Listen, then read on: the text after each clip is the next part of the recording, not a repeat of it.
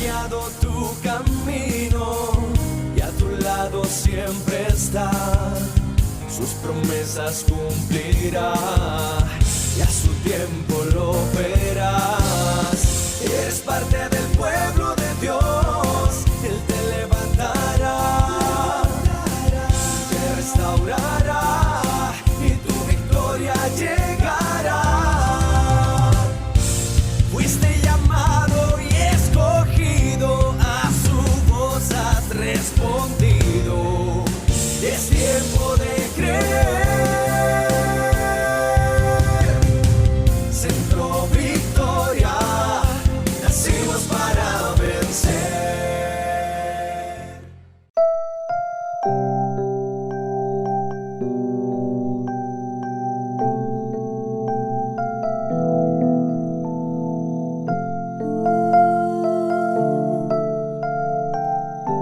Dispone tu corazón en esta noche. Vamos a hacer una oración con nuestro corazón, pidiéndole al Espíritu Santo que sea el que renueve nuestras vidas. Renuévame, Señor Jesús. Ya no quiero ser igual. Renuévame, Señor Jesús. Pon en mí tu corazón, porque todo lo que hay dentro necesita ser cambiado, Señor, porque todo lo que hay dentro de mi corazón necesita más de ti. Sí, Señor.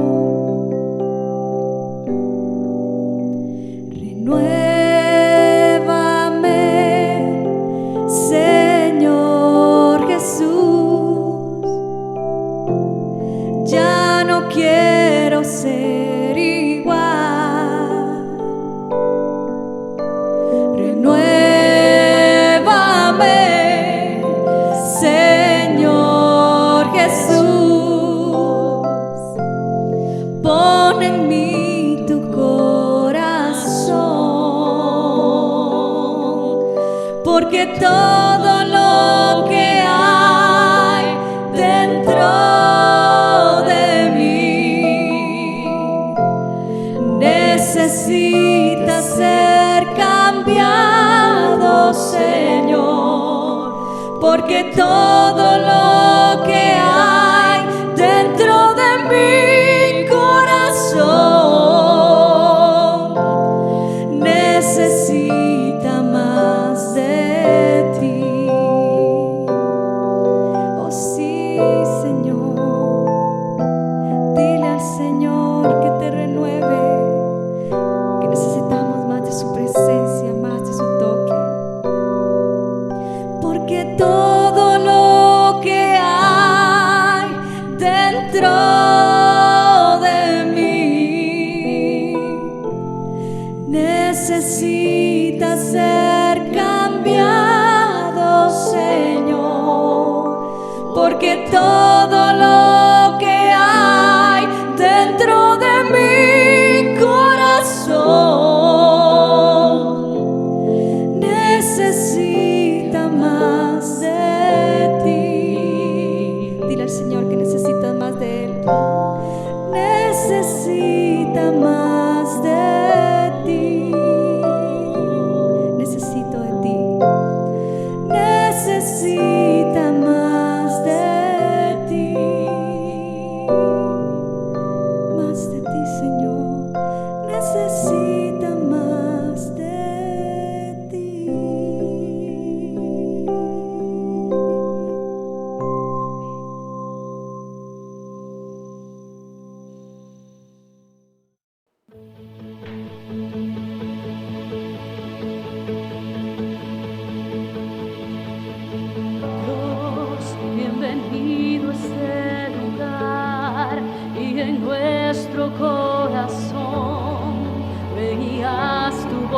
voluntad. Dios, te queremos conocer con tu fuego abrasador. Ven y muévete otra vez. Espíritu, avívanos, te anhelamos, Dios.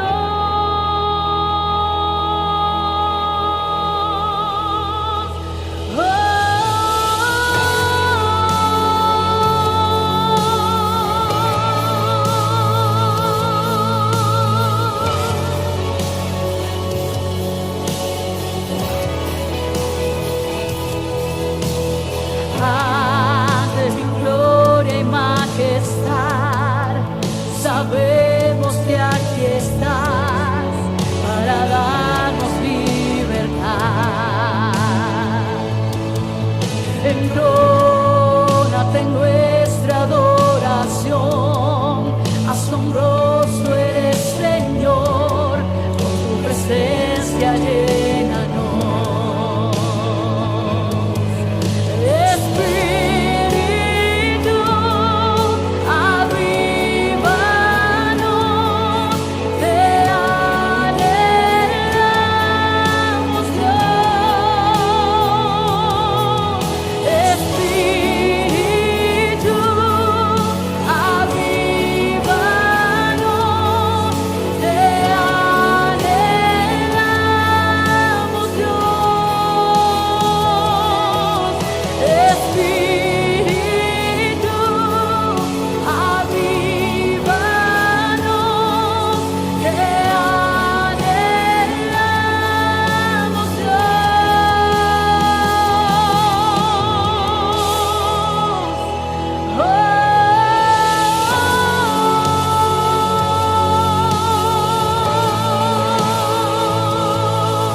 Así es, Señor. Anhelamos tu espíritu dentro de nosotros, porque es tu presencia la que nos llena.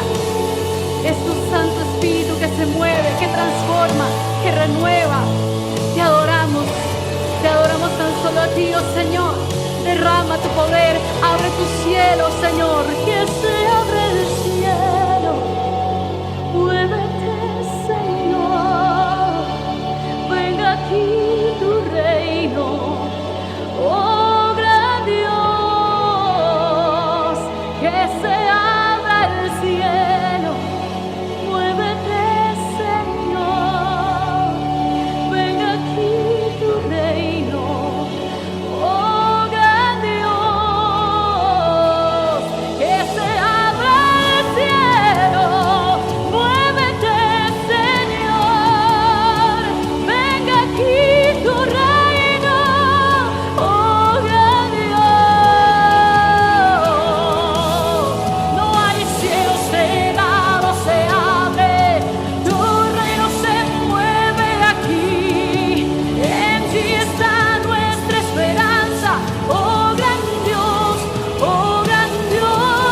no hay cielo cerrado, se abre, tu reino se mueve aquí.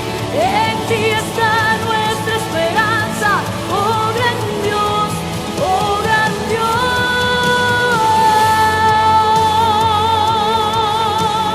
oh gran Dios, todopoderoso, oh gran Dios.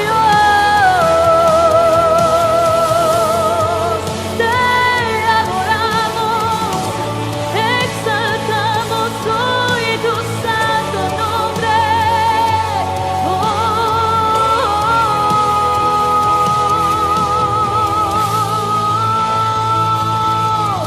Santo eres tú, Señor.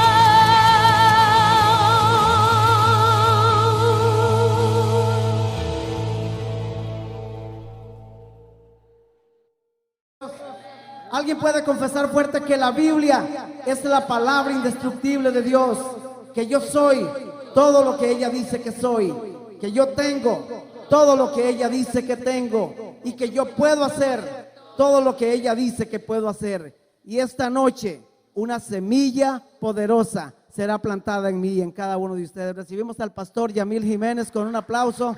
¿Qué tal, amigas y amigos? Espero que estén bien, que estén alegres, optimistas, positivos, bendecidos, llenos de fe, llenos de entusiasmo para darle inicio a esta semana que Dios nos pone por delante, que Dios nos hace el favor de regalarnos para que pues la vivamos con sabiduría, la aprovechemos al máximo y que dentro de 7 días pues estemos más maduros, hayamos crecido en el conocimiento del Señor, nuestras relaciones de familia estén mejor, nuestras finanzas estén mejor. Yo creo que ese es el propósito del Señor, de cualquier forma para nosotros, bendecirnos, y no solo bendecirnos de una forma egoísta como piensan algunos, sino bendecirnos con propósito, bendecirnos para que las cosas y las circunstancias en las que Él nos pone no solo hagan nuestra vida más rica, más plena, sino que podamos utilizarlas para bendecir la vida de otras personas. ¿Y qué forma más hermosa de bendecir la vida de otras personas que compartiendo con ellos el amor de Dios, el conocimiento del Evangelio, las experiencias que hemos tenido con el Señor Jesús y la revelación de la palabra eterna de Dios, de la Biblia, que es nuestro asunto, es a lo que nos dedicamos semana a semana.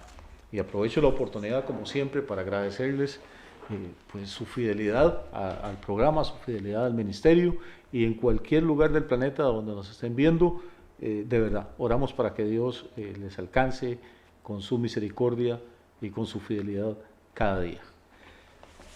En esta ocasión me gustaría invitarles para que busquen su Biblia, como siempre. Ojalá que ustedes que son fieles del programa desarrollen el hábito de mirarlo, de escucharnos, pero con la Biblia en la mano, de verificar lo que decimos. Uno no debe creer a pie juntillas lo que todas las personas dicen. La mayoría de gente que está hablando de Dios y del Evangelio son personas bien intencionadas, son personas con un corazón bonito que quieren ayudar a la gente, quieren bendecirla.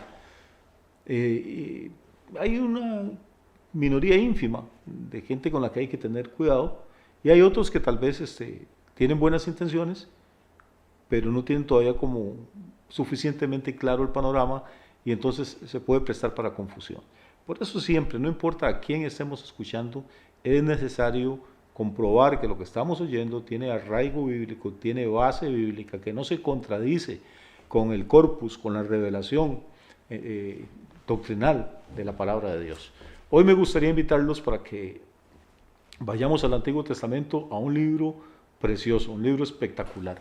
Es el libro de Ruth. Son 4 capítulos, imagínense. ¿Cómo puede ser posible que haya gente que tiene años de estar en una iglesia y nunca haya leído el libro de Ruth? 4 capítulos. ¿Qué puede durar uno leyendo 4 capítulos? Y son capítulos cortos, exageremos, no sé, 15 minutos, 20 minutos, si usted lee muy despacio. ¿Cómo va a decir alguien que no tiene tiempo, que no tiene 15 o 20 minutos al día para poder leer la Biblia? Es que es inconcebible. Entonces, Ruth, en esos 4 capítulos, el narrador nos cuenta una historia que es como novelesca, una historia que es emocionante, una historia que tiene personajes, argumentos, situaciones de drama, de tensión, y que concluye con un final feliz, como todas las historias en las que Dios interviene y en las que los hombres y las mujeres de Dios pues toman parte. Aunque a veces las circunstancias sean duras, al final, si estamos en Cristo, si estamos confiando en sus promesas, en su palabra, pues tarde o temprano la tortilla va a dar vuelta, la rueda va a girar, y la situación molesta, incómoda, dolorosa que estamos viviendo hoy, pues Dios es capaz de tornarla en un resultado feliz, en un resultado de bendición, en un resultado que no solo nos alegra el corazón a nosotros, sino que va a impulsar el reino de Dios hacia adelante. Muy bien, tenemos unos pocos minutos para tratar de hacer un resumen, por lo menos el propósito mío en esta ocasión es motivarlas para que ustedes lean por sí mismos, por sí mismas, este libro. Si solo eso logro, pues qué bendición. Y ojalá que lo lean con un lápiz en la mano, que anoten lo que no entienden, que si algo les llama la atención lo escriban ahí al margen. Eso es una costumbre saludable, es importante. Hay gente que tiene miedo de rayar la Biblia, tienen como un tabú, tienen el libro casi como si fuera un ídolo. Pero no, esto es papel y es tinta, lo importante es el contenido. Jesús dijo, las palabras que yo he hablado son espíritu y son vida. Entonces, La historia va más o menos así. Hay un hombre en Israel, estamos hablando cerquita del periodo de los jueces, cuando todavía no había reyes en Israel, o sea que nos estamos proyectando más o menos a 3100, 3200 años atrás, para que tengan una idea. Y este hombre que vive allí en Israel tiene su familia, está contento, está tranquilo, vive en una aldea insignificante, allá que pertenece al territorio de la tribu de Judá, y esa aldea, que en aquella época el nombre no significaba nada, pero hoy significa mucho para nosotros, se llama Belén. Este señor se llama Elimelec. Elimelec vive entonces en Belén de Judá. Es casado con una señora que se llama Noemí y tiene 2 hijos que se llaman Malón y Kelión. Entonces tenemos este núcleo familiar, Elimelec, su esposa Noemí, su hijo Malón y su hijo Kelión. Viven tranquilos. No sabemos nada del pasado de ellos, era pues una familia normal, trabajaban en el campo, pero ocurre algo interesante. En esa época en que los jueces están gobernando, hay una hambruna. Probablemente hubo sequía durante algunos años y ahí sobreviene una hambruna en la tierra de Canaán, en la tierra de Israel. Y esto ya aquí empieza a ser extraño. Usted lee Ruth capítulo 1, versículo 1, dice: aconteció en los días que gobernaban los jueces que hubo hambre en la tierra. Y un varón de Belén de Judá fue a morar en los campos de Moab, él y su mujer y 2 hijos suyos. Hoy no vamos a emocionarnos, vamos a tratar de sacar algunos principios, de estudiar despacio. Lo primero que llama la atención es por qué hubo una hambre, por qué hubo hambre en la tierra de Canaán. Si es la tierra que Dios le había dicho a su siervo Abraham, que fluía leche y miel. Ellos estaban viviendo en el lugar correcto. No se nos dice que fueran grandes pecadores, no se nos dice nada especial acerca de ellos, pero hubo una hambruna y afectó a toda la gente de la tierra, tanto a los que eran grandes pecadores como a los que no lo eran. A veces hay crisis, puede haber épocas de necesidad, aunque estemos en el lugar correcto y con la actitud correcta. Es que algunas personas piensan que creer en Jesús es como un seguro contra riesgos, como que automáticamente Dios está obligado a que todo nos tiene que salir bien todos los días del mundo, porque si no, entonces las promesas de Dios no son ciertas. No, esta gente sufre los efectos, sufre los embates de la hambruna, tienen que empacar sus 4 cositas y marcharse de Belén de Judá. ¿A dónde marchan? Marchan a los campos de Moab. Moab era un país habitado por enemigos tradicionales de Israel, era un pueblo pagano, y estos que son gente de Dios tienen que irse a vivir ahí en el seno de estas personas. O sea, se convierten en refugiados, se convierten en emigrantes, se convierten en desarraigados de su tierra, de su cultura, de su lengua, de su religión, y esa es la historia de millones de personas en esta época que estamos viviendo. Las guerras, la persecución política, las crisis económicas están empujando masas enteras de seres humanos a cruzar fronteras, a veces legalmente, a veces ilegalmente, a tratar de sobrevivir en otro país, y eso es duro, créame que es difícil. Pues bien, esta gente está en medio de esta crisis, llegan y se establecen en el territorio pagano, en territorio enemigo.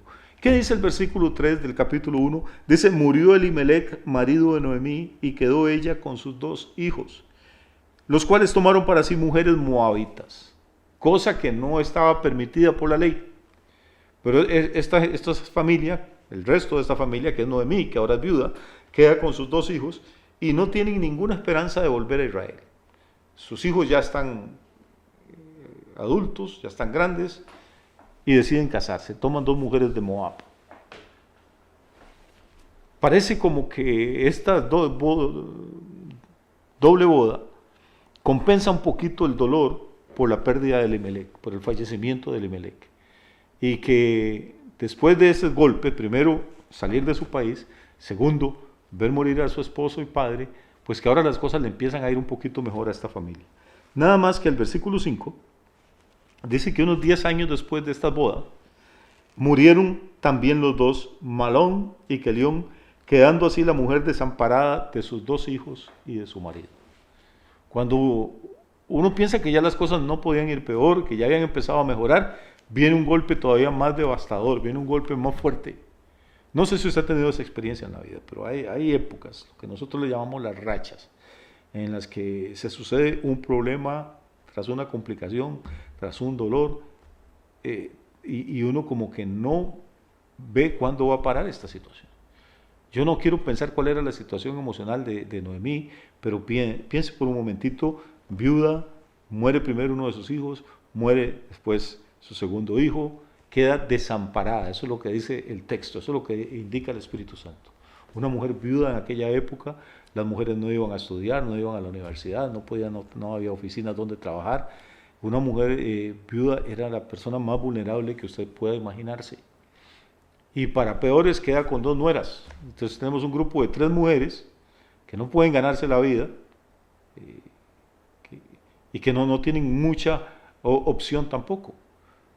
En ese momento de crisis, de desesperación, dice el versículo 6, por eso le digo que esto es interesantísimo este libro, dice el versículo 6 que llega una noticia ahí a los campos de Moab. La noticia es que Dios está visitando de nuevo a su pueblo Israel para darles pan. O sea que Dios está interviniendo sobrenaturalmente en la tierra de Canaán, y que la hambruna ya pasó, la sequía cesó, está lloviendo, los campos están produciendo y hay abundancia de trigo, de centeno, de cebada, de uvas, de dátiles, de aceitunas, hay comida para todo el pueblo.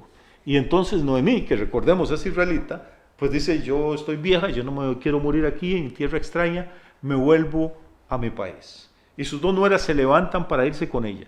Y ella les dice, muchachas, les agradezco, pero mejor no me sigan, porque yo ya estoy vieja, no puedo engendrar más hijos que darles por esposo. Esto está haciendo referencia a una ley que se llamaba la ley del levirato. La ley del levirato decía que si una mujer quedaba viuda, debía casarse con un hermano del difunto, o sea, con su cuñado. Pero resulta que Malón y que León no tienen más hermanos, que ya Noemí está mayor, probablemente en la época de la menopausia, y no puede tener hijos. Y ella les dice, y aún si Dios hiciera un milagro y me naciera un hijo o 2 hijos ahora, ¿cómo los van a esperar ustedes 20 años para casarse con ellos? Ustedes están jóvenes, tienen la vida por delante, tienen el futuro por delante.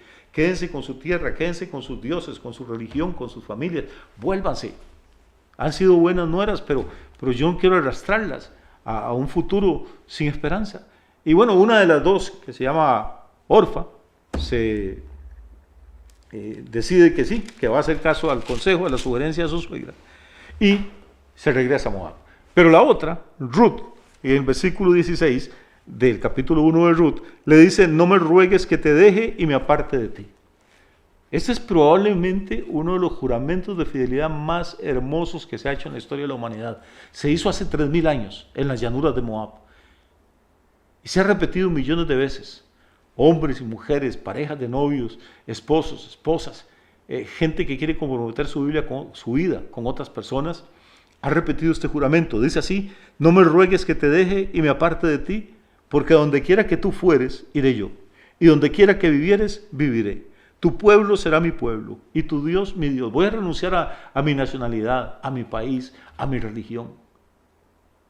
Yo no sé qué clase de vida tenía Noemí, qué clase de testimonio, pero el estilo de vida de ella, su fortaleza, la paciencia, la fe con la que soportó todos estos golpes de la fortuna, causaron algo en la vida de esta muchacha Ruth.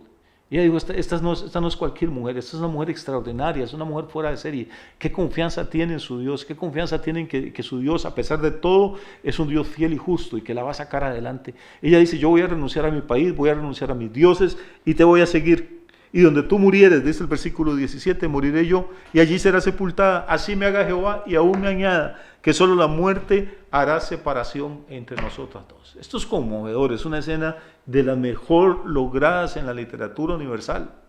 Y estas 2 señoras siguen su camino, salen de Moab y llegan al pueblo natal de Noemí, llegan a Belén de Judá, llegan en la época de la siega, en la época de la cosecha.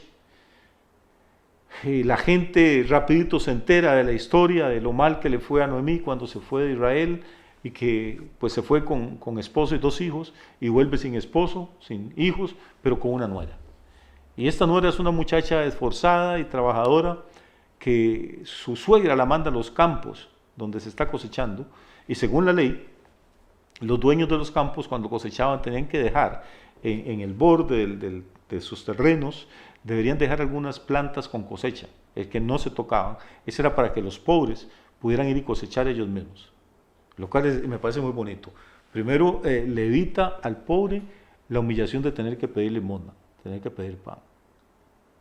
Pero segundo, lo hace trabajar. No es nada más de sentarse y extender la mano y deme ya la comidita hecha y el plato servido. No, usted tiene que ir al campo donde dejaron los árboles sin cosechar o las plantas sin cosechar y cortar sus espigas, sacudir el árbol, tomar sus aceitunas, ir a la palmera y sacudirla para bajar los dátiles. O sea, usted tiene que hacer un esfuerzo. No es simplemente caridad por caridad, no es simplemente dar limosna por limosna, sino bueno, cualquier persona puede pasar por una mala racha, por una mala situación. Hay que hacer provisión para esas personas. Eso es parte del contenido social del Evangelio. Pero no están fomentando ni la vagabundería, ni la mendicidad, ni la pobreza perpetua, sino que lo que están dándole es un empujón, una mano extendida para que se levanten, pero tienen que trabajar, tienen que sudar, tienen que hacer esfuerzo como todos los demás. Y luego, pues cuando la mala racha pase, pues ya ellos seguirán adelante por cuenta propia.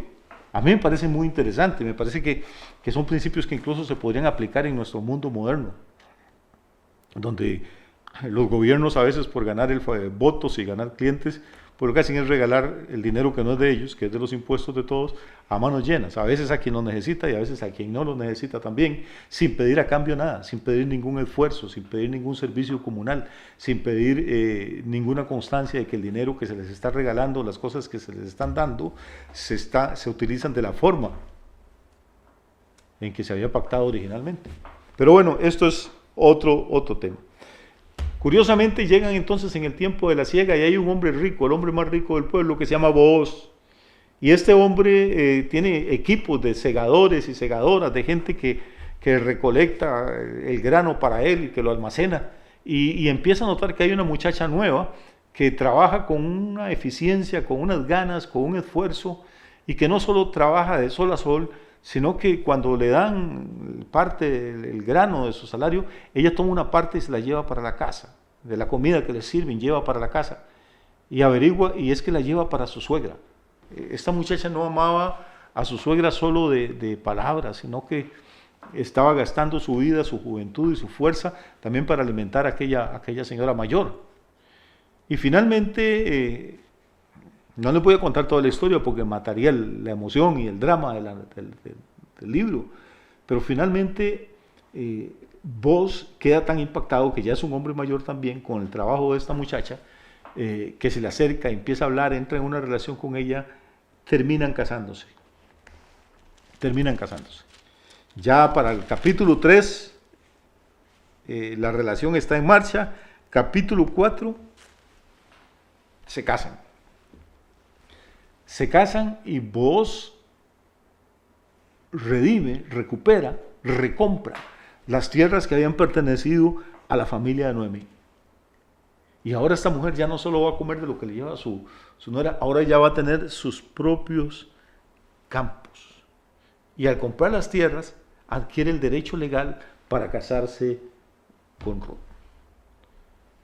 ¿Qué es la historia? Pues resulta, ¿cuál es el propósito de esta historia? ¿Por qué el Espíritu Santo la incluye en la Biblia? Vamos a leer el capítulo 4, versículo 17. Espero que me estén siguiendo, que estén avanzando conmigo. 4:17 dice que nace un hijo y las vecinas le dan nombre diciendo: le ha nacido un hijo a Noemí, y lo llamaron Obed. Este es padre de Isaí, padre de David. Entonces, nace un hijo. Verso 13, me regreso un poquito, estamos en el capítulo 4, ahora el versículo 13.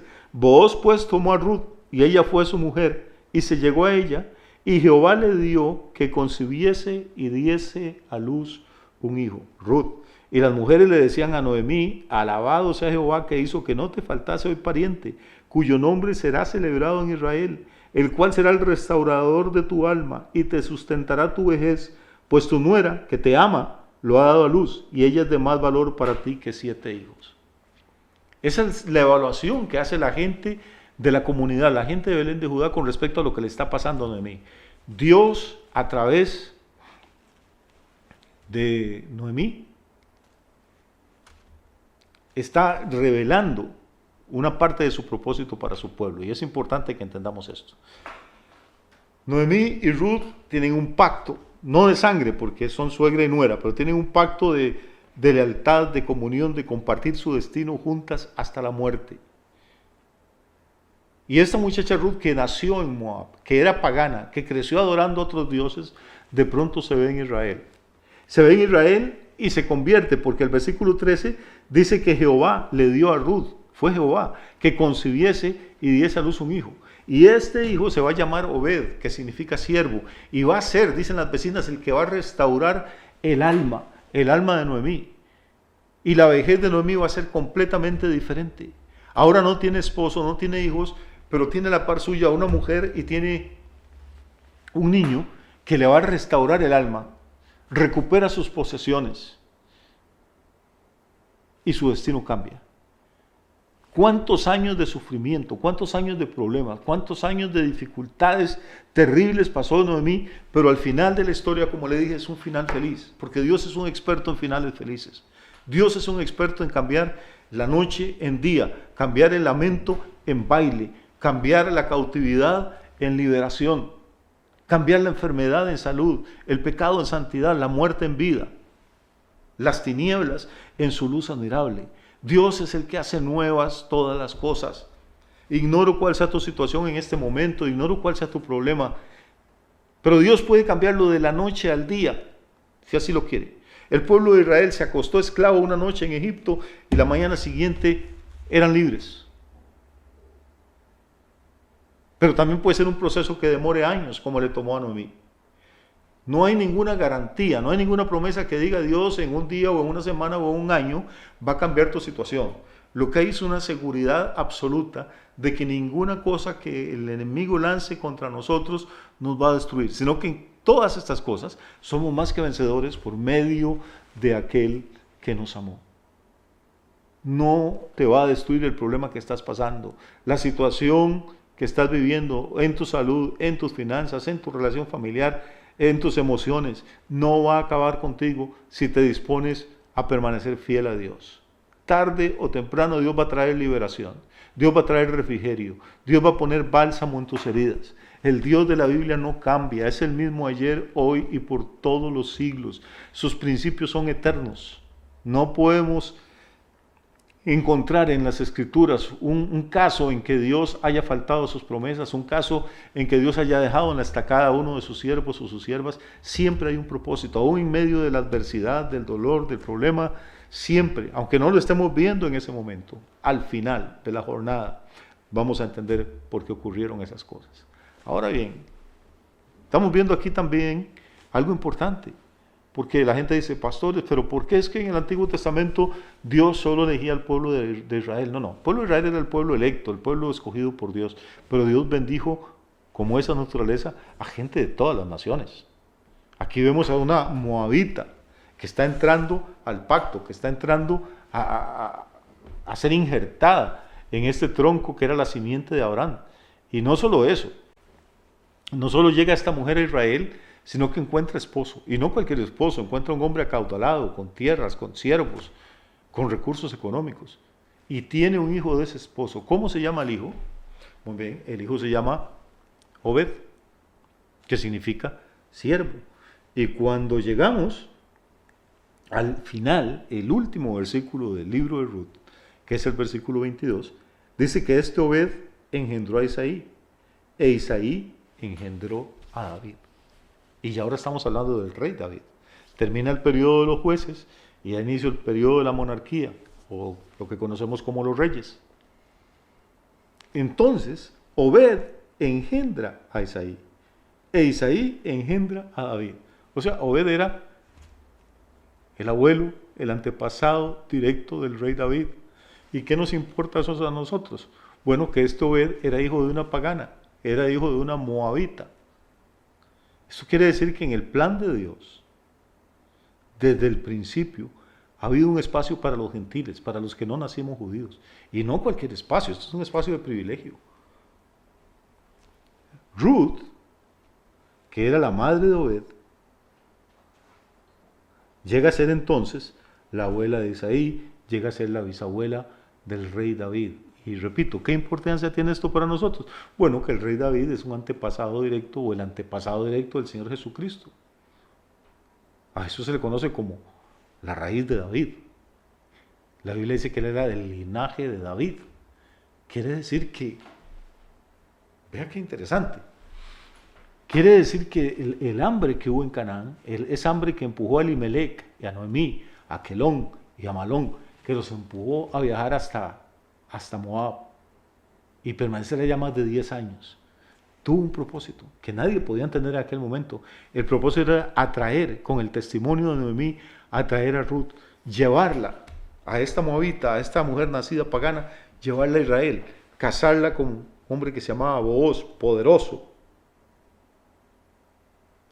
y convertirla en antepasada del rey David y automáticamente en antepasada del Señor Jesucristo.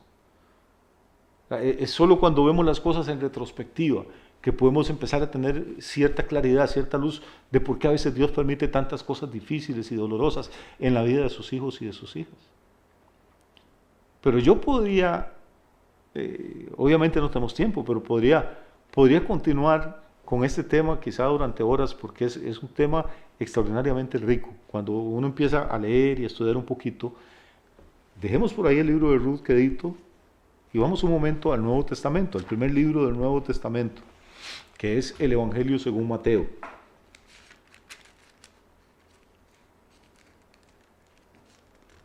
Y en Mateo vamos a encontrar en el capítulo 1 algo que dice genealogía de Jesucristo. La genealogía pues es la lista de antepasados, la lista de padres, abuelos, bisabuelos, tatarabuelos y generaciones para atrás que nos han precedido.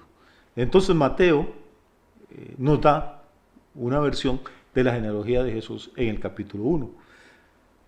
Y voy a ir despacio, voy a leer, no voy a leer todo, bueno, vamos a leerlo mejor. Dice, libro de la genealogía de Jesucristo, hijo de David, que es exactamente lo que venimos diciendo de Ruth, hijo de Abraham.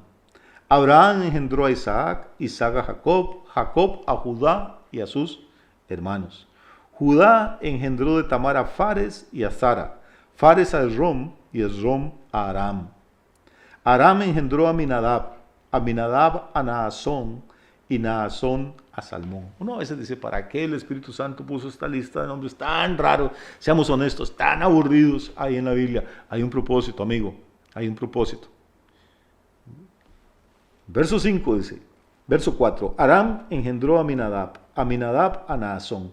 Naasón tiene un hijo que se llama Salmón. Es un nombre extraño, por eso se llamaba el hijo, Salmón. Ahora pasamos al versículo 5. Salmón engendró de Rahab a Booz. Booz engendró de Ruth a Obed y Obed a Isaí. Isaí engendró al rey David y el rey David engendró a Salomón, de la que fue mujer de Urías. Oiga usted, vamos despacio. Pues estoy en el versículo 5. Dice que Salmón engendró de Rahab a Booz y Booz engendró de Ruth a Obed. O sea, estamos hablando del mismo señor Booz, B-O-O-Z. Este Booz, que aparece ahí en Ruth como de la nada, siendo rico, siendo poderoso, resulta que este señor Booz era hijo de otro señor que se llamaba Salmón, de un judío que se llamaba Salmón. Tiene nombre de pez, pero bueno, se llamaba Salmón. Y Salmón tuvo a Booz con una mujer específica, que la menciona, curiosamente la menciona la genealogía. Los judíos no se preocupaban mucho por incluir los nombres de mujeres en sus genealogías, pero en este caso la incluye.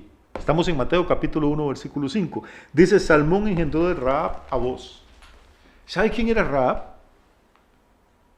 Rahab era una cananea, una mujer pagana también, y no solo eso, era una prostituta que vivía en Jericó, en una casa edificada sobre las murallas de Jericó que cayeron cuando Josué, a la cabeza de las hordas israelitas, pues tomó la ciudad.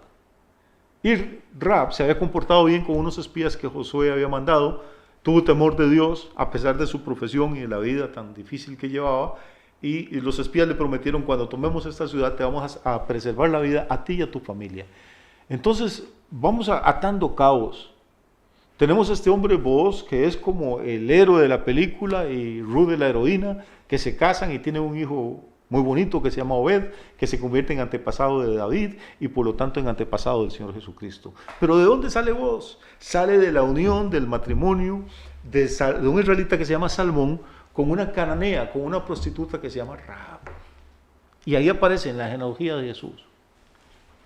Y nos damos cuenta entonces de cómo la gracia, cómo la misericordia de Dios están operando desde siempre. Es que esa es la naturaleza de Dios. La ley fue un paréntesis, fue algo apenas temporal. Pero no se crea, como dicen algunas personas y como predican, es que antes de que Cristo viniera solo los israelitas podían ser salvos, solo los israelitas podían ser bendecidos. No, tenían ciertas promesas, tenían ciertos privilegios particulares, pero también tenían una carga de exigencias y normas y mandamientos que los otros pueblos no tenían. Pero Dios siempre ha salvado gente de todas las naciones. A Dios no le importa el pasado de la gente.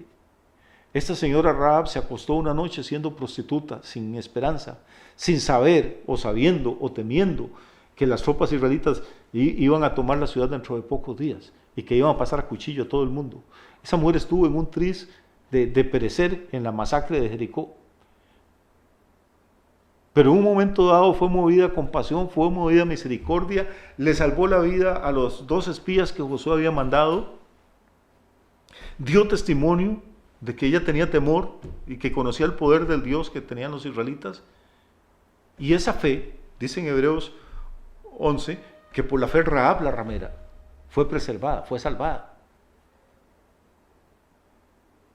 Y uno dice, ¿para qué se registra el caso de una prostituta que vivió hace 3000 y pico de años? ¿Para qué se registra el nombre? Bueno, porque un señor que se llama Salmón, que entró con las tropas de Josué a Jericó, tomó a esta mujer y olvidó su pasado, perdonó el pasado de ella, la tomó por mujer, se casó con ella y engendra un hijo. Lo único grande que hicieron en la vida de esta pareja de Rahab y Salmón, no se les menciona mucho más, fue tener este hijo, Booz. Pero este hijo Booz se casa con una moabita, con Ruth, y tienen otro hijo que se llama Obed. Y este hijo Obed se convierte en antepasado del rey David, y el rey David se convierte en antepasado del Señor Jesucristo. Y así vamos viendo cómo en esta trama y en esta historia de guerras, de conquistas, de saqueos, de hambrunas, de muertes, de soledad, de desesperación, hay un Dios que está tejiendo. Hay un Dios que está tejiendo un plan, y un plan que tiene una culminación, que tiene un clímax muy bien definido, que solo Él conocía. Era traer al Señor Jesús de Nazaret a este planeta, a través de toda esta línea de antepasados, y que Jesús viviera aquí una vida perfecta, una vida impecable, que fuera crucificado y que derramara su sangre para el perdón de nuestros pecados, que fuera sepultado para que el Padre lo resucitara al tercer día con poder y gloria y lo sentara a su diestra y le diera un nombre que es sobre todo nombre, para que en el nombre de Jesús se doble toda rodilla, de los que están en el cielo, los que están en la tierra y los que están debajo de la tierra. ¿Cuál es tu situación? ¿Crees que es crítica? ¿Será más crítica que la de Noemí, viuda, con 2 hijos muertos, con 2 nueras paganas, sin esperanza en el mundo, sin trabajo, sin ingresos, sin parientes, viviendo una cultura extraña? ¿Será más crítica o más pecaminosa tu situación que la de Rahab, que era una prostituta, idólatra, adoradora de dioses demoníacos allá en Jericó? Bueno, pues si Dios pudo tomar la vida de estas 2 mujeres y transformarlas y convertirlas, no solo bendecirlas a ellas, como decíamos al principio, sino convertirlas en una fuente de bendición para otras personas y para el mundo entero. Dios, que no cambia, está deseando hacer lo mismo contigo, conmigo y con cualquier hombre o mujer que simplemente se disponga a creer la buena noticia y a entrar en una relación de pacto con Jesús. Y yo creo que una de las cosas más hermosas que un ser humano puede hacer, no importa cuál haya sido su pasado o cuál sea su presente, es decirle al Señor Jesús lo que le dijo Ruth a su suegra Noemí: no te dejaré, no te desampararé, donde tú vayas, yo iré, donde tú estés, yo quiero estar. Ahora, Ruth le dice a Noemí, solo la muerte hará separación entre nosotros dos. Pero cuando uno se convierte a Cristo, ni siquiera la muerte puede hacer separación, sino que te lleva a vivir todavía más cerca de Él en su presencia gloriosa. Así que, ánimo, la rueda va a girar, la tortilla va a dar vuelta, Dios es un experto en hacer este tipo de cosas y en convertir nuestros momentos más difíciles al final de la jornada en las bendiciones más espectaculares. Que Dios les bendiga, que tengan un fin de semana muy lindo.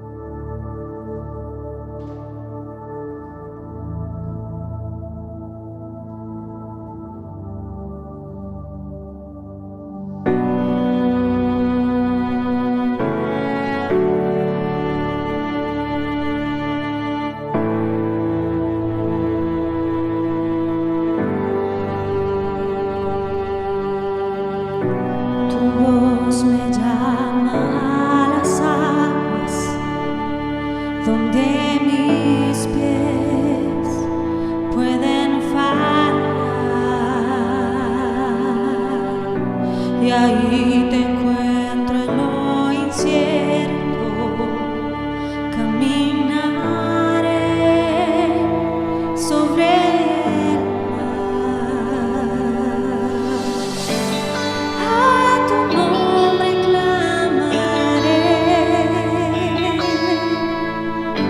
en ti mis ojos fijaré, en tempestad descansaré en tu poder, pues tuyo soy hasta el final, hasta el final, Señor. Tú nos guías en el camino, Padre. Gracias, Señor. Tu gracia abunda en la tormenta. Tu mano, Dios, me guiará. Cuando hay temor en mi camino, tú eres fiel y no cambiarás. A tu nombre clamaré, en ti mis ojos fijaré, en tempestad descansaré en tu